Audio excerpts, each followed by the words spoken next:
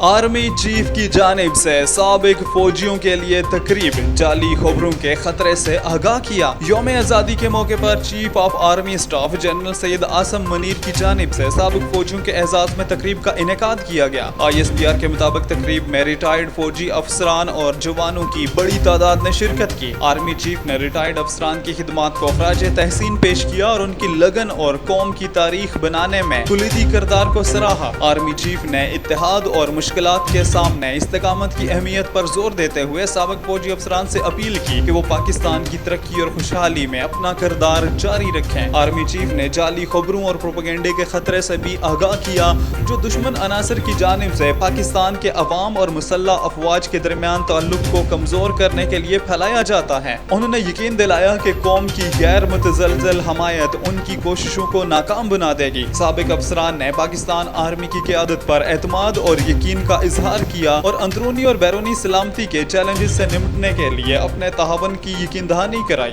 तकरीब में साबिक army chief general retire Raheel Sharif और अशफाक परवेज कियानी भी शरीक थे।